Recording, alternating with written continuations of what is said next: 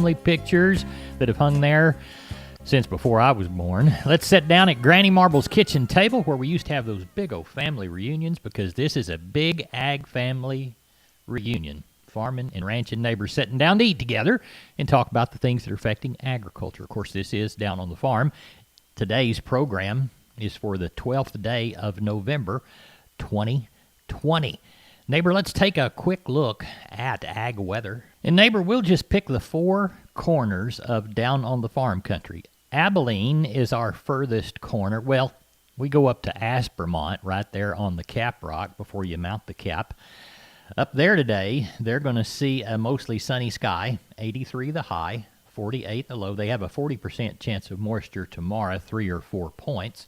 Now, neighbor, let's go out to Alpine. That's right, our signal reaches all the way out there. They're looking for a sunny high of 79, a low of 47, and no chance of rain tomorrow, 74 and 48, their high. Neighbor, let's drop down to somewhere kind of in the middle of Down on the Farm country, where we have a radio affiliate station, Giddings. They're going to be sunny today, 87 and 65, and they have a fairly good chance of rain Friday and Saturday, 40 and 50%, but I'm still thinking a few showers if we're lucky over there, maybe 4 or 5 points. Again, 84 and 68.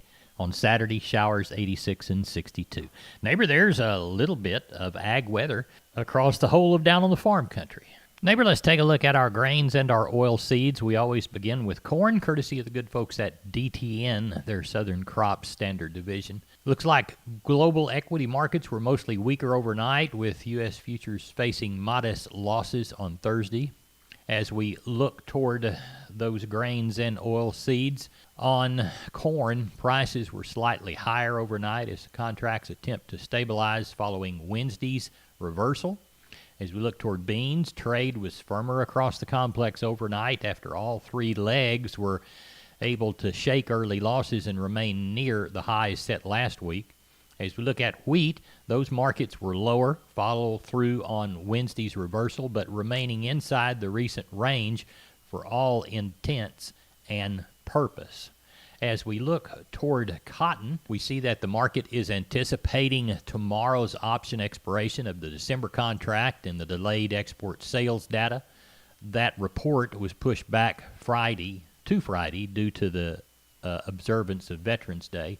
Last week's sales were about 116,000 bales, China and Pakistan as our top buyer. And neighbor, while we have the markets pulled up, let's just go ahead and check cattle. Despite continued optimism building in the cash cattle trade over the last couple of days, the cash market trade has been near a standstill, with just a handful of live cattle sales reported in Iowa so far this week. The combination of firmness in the live cattle futures and surges in boxed beef values is adding to feed yards managers' resolve with asking prices about $112. Live cattle futures trade continues to show those signs of underlying support, which not only could test October highs, but a move above that $112.85 in the December contract. Neighbor, have any of you tried this CDB oil made from hemp or the flower of a hemp plant? I've been using it. I take some in the morning, some mid-morning, some mid-afternoon, and then some at night. And it's really helped my sleep. It's helped my concentration. I've stopped the other supplementations and just exercise and a little bit of that and a good diet. And, man, I'm feeling like I was 20, maybe 30. Well, probably what I felt like when I was 40, but darn sure better than I thought I would when I was 60. Is it good for your pets, though?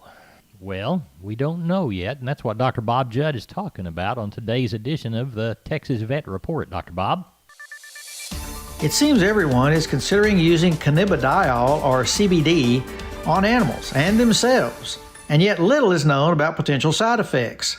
Hello, everyone. I'm veterinarian Dr. Bob Judd with Texas Vet News on the Texas Farm Bureau Radio Network. And these days, CBD use is very common in animals and people, and yet we really do not have any controlled studies showing potential side effects. Although CBD is a natural product, this does not indicate that it cannot cause unwanted side effects or damage to internal organs. CBD has been touted for managing anxiety, seizures, cancer, and pain in dogs and cats. However, the Food and Drug Administration discourages its use in these species as data is scarce on the correct dose and long-term effects. A recent uncontrolled study found that CBD-rich products generally appeared safe in a small group of dogs and cats. The drug was administered twice daily for 12 weeks to 8 adult dogs and cats, with dogs eating soft chews and cats taking fish oil capsules, both containing CBD. Only 53 adverse events occurred in dogs, including vomiting and soft stool, while 1,100 adverse events occurred in cats, including licking, head shaking, pacing, chomping, gagging, and vomiting. Because this was not a controlled study, we do not know if these side effects were related to the CBD or the carrier. There were no changes in blood count, but there were some increases in liver values, and the consequences of this are unknown. The drug absorption in cats was 80% less than in dogs, but again, we do not know if that was due to the carrier or the drug. Currently, the FDA recommends not using CBD products in pets until further safety studies are performed. Although you may think being natural makes CBD safe, grain-free diets were also considered safe for dogs until we started seeing heart failure in dogs being fed grain-free foods. Where has the Pioneer Audio Tour taken me today? The road. I've been driving for a short while, but this is the beginning of a long summer. Last year, to learn about Pioneer's R&D pipeline, I went to 16 different places across the country. This year, I'm going to 9 more. Let me just take a turn here. Right now, I'm somewhere in the Missouri boot heel, but I'm going all over the place. By the end, I'll have gone to research facilities, farmers' fields, seed treatment labs, and more, each with a specific purpose in Pioneer's R&D pipeline. But here's the thing. Individually, each place is interesting, but together, they are part of Pioneer's massive local and national footprint. And that's the thing that makes Pioneer Pioneer. You'll hear more from me later. For now, let your local Pioneer sales representative hear from you. I'm Dr. Bob Judd. This is the Texas Farm Bureau Radio Network. Neighbor Hop Sing is ready to feed us a chicken fried steak, some jalapeno gravy, plenty of Nanny's yeast rolls, a cold cucumber salad, glass of iced tea, cup of coffee, even have some fresh goat milk for you health-conscious folks. I love goat milk when it's cold. Still got all that good fat in it. Man, you could work all afternoon with some cornbread and some goat milk. Can't you, Carl Herman? Carl Herman, Caldwell Livestock Commission Company. Carl, how'd the sale go Wednesday? You know, we had a lot of cattle yesterday, Larry. We had over 1,350 head on a steady cow and a higher calf market for 176 sellers and 43 buyers. We had around 200 cows and bulls. Slaughter cows 30 to 58, slaughter bulls 60 to 85, stocker cows 500 to 900, and the pairs 750 to 1250. On the calves, on the steers, 2 to 3 weights, $150 to $2. 3 to 4 weights, $155 to $202. 4 to 5 weights, $145 to $182. 5 to 6 weights brought $125 to $162. 6 to 7 weights steers, $112 to $127. 7 to 8 weights, $105 to $123. On the heifer side, 2 to 3 weight heifers, $120 to $157. 3 to 4 weights, $134 to $190. 4 to 5 weights, $122 to $177. 5 to 6 weights, $114 to $157. 6 to 7 weights, $109 to $155. 7 to 8 weight heifers, $1 to $1.15.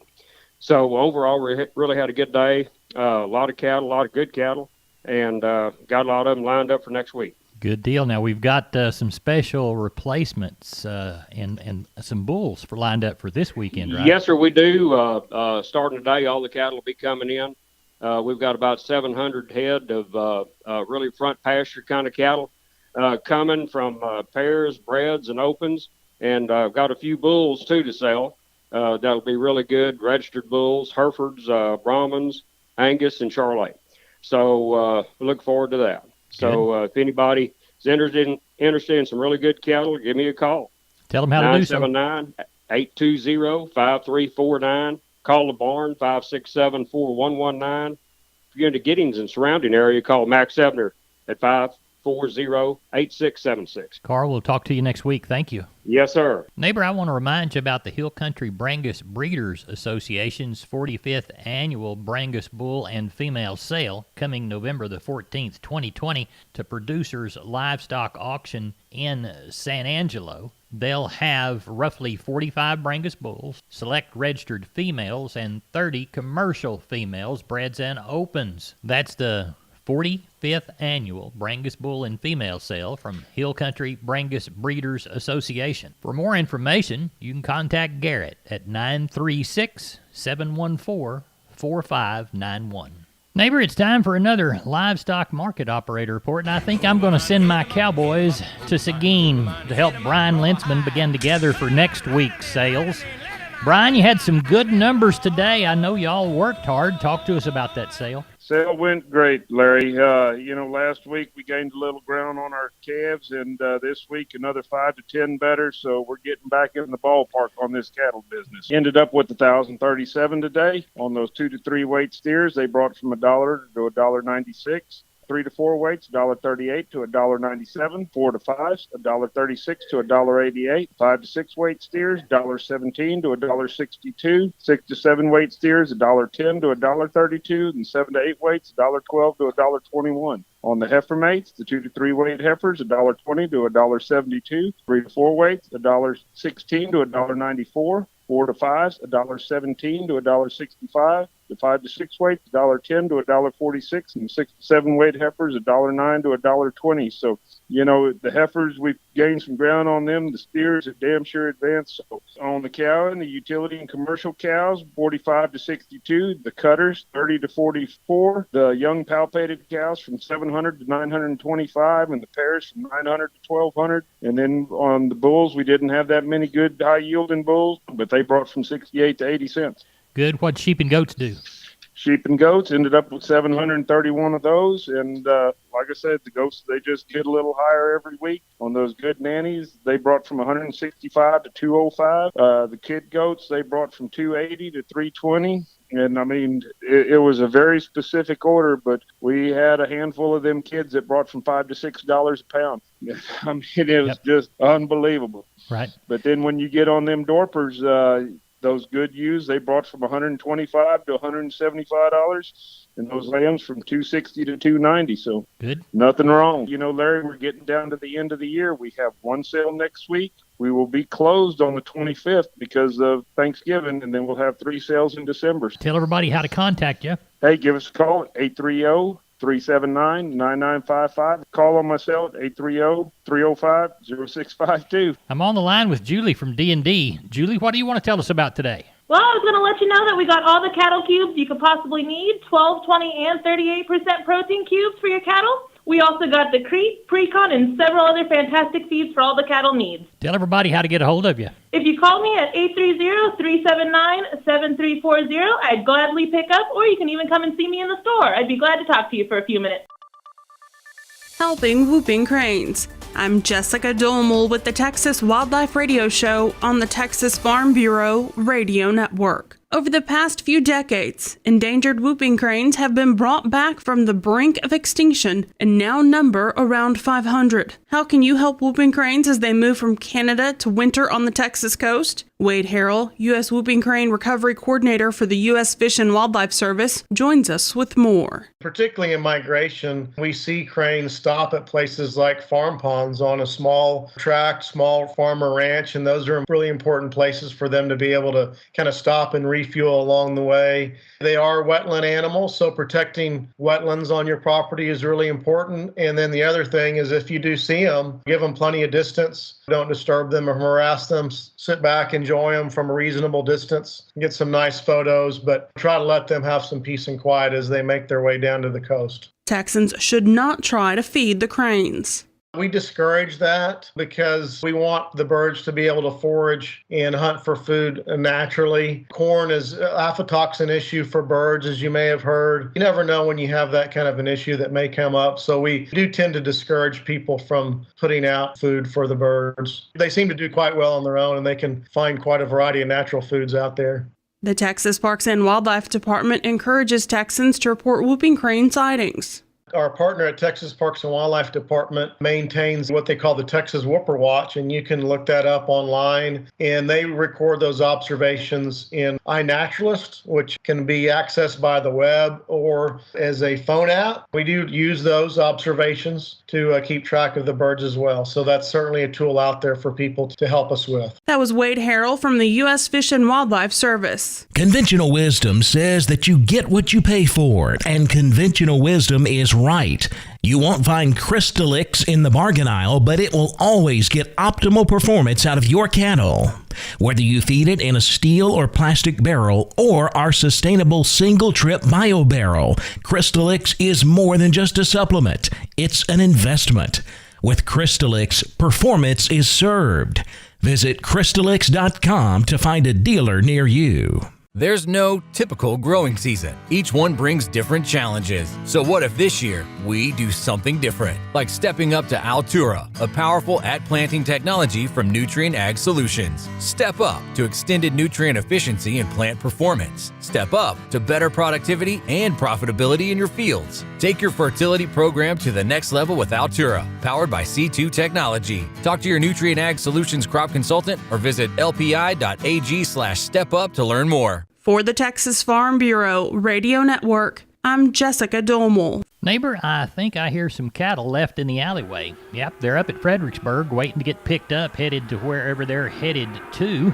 Let's talk to the man that sold them, Wayne Geiswhite, Gillespie Livestock, Fredericksburg. Wayne, how'd your sale go? Well, we ended up at 1588 today, Larry. Cow market's pretty close to steady. You know, the good cows still bring low to mid 50s, a few bring a little more than that. But then those little light cows, just wouldn't bring hardly anything. Cow market overall is generally steady. Still sold some really good 4-weight calves into the 180s. 3 weights in the 190s, a few 2 weights, up over $2. And the heifer mates, seemed like that thing might have been just a little bit better today. About our 6-weight heifers bring up to 115, 5 weights up to close to 130, 4 weights up to 140. Good cattle sold good again. People need to make sure that these calves are big enough. Some of these calves, I guess, had a lot of milk, and now they're got some pop bellies on them, and those kind of calves were sure getting hurt today. They had too much full fill. But otherwise, the good cattle just sold good all day, and the buyers stayed with me. I was real tickled. What are we anticipating next week? Well, we'll get a good sheep and goat run again, and I sure think we'd have a good cattle run. 1,500, somewhere close to that. Well, tell everybody how to get a hold of you in Fredericksburg. We're at 830-997-4394. Neighbor, let's take a look at those commodities of ag interest as close to the noon hour as we can get because of broadcast considerations. March corn, $4.19.5, down 7.5. January soybeans, $11.44 even money, down 8.5. D-speen meal down $5.60 by the ton at $387.10. March Kansas City hard red winter wheat down 9 at $553.5. Looks like there's some adjustment going on. February live cattle down 30 at $114.97. Feeder cattle up, as you can anticipate with the grains being down, up 37.5 at $140.57. February lean hogs up 55 at $66.95. And the December Class 3 milk contract, it's up down 61 at $18.31. And neighbor, did you know that there is a December pork cutout value contract? It is up 60 at $81.57. March number 2 cotton down 49 at $70.89. The U.S. dollar December contract down 159 points at 92.88, while your December crude oil contract is up 31 at 41.76. Neighbor, there's your commodities of ag interest. Where has the Pioneer Audio Tour taken me today? I'll give you a hint. In my left hand, I'm holding a clump of soil. And its color? Red. I'm at Pioneer's R&D Center in Union City, Tennessee. It's the middle of July and it's 98 degrees. I'm here to talk about the corn revolution, Pioneer's advances in genetics, breeding, technology, and testing. Now, normally when you think of corn, you think Iowa, Illinois, Indiana, Nebraska, Kansas, the usual suspects. But Pioneer knows red dirt as well as black, with research centers, test plots, breeders, and agronomists outside what we traditionally think of as the Corn Belt. This way, Pioneer can develop local products for local farms wherever they are. The R&D Center in Union City, Tennessee. Another place that makes Pioneer, Pioneer. You'll hear more from me later. For now, let your local Pioneer sales representative hear from you. Neighbor, let's take a look at the grains, courtesy of John Tuggle. Call 800-288-4453. Sorghum through Corpus in November, D's plus 220, 1138, Progresso 1050. Yellow corn through Corpus in November, D's plus 40, 457 and a quarter, Progresso 870. Hard red winter wheat through Corpus in November, D's plus 75, 629 and a quarter. Houston D's plus a dollar bill, 654 and a quarter. Houston beans November delivery, January plus 10, 1162 and a half. We'll call Placido January less 60, 1092 and 1/2. And we'll call Texas cotton 7,341 bales. Average price statewide 66.22. Neighbor, that's it for Down on the Farm. I'm Larry Marble. Go out and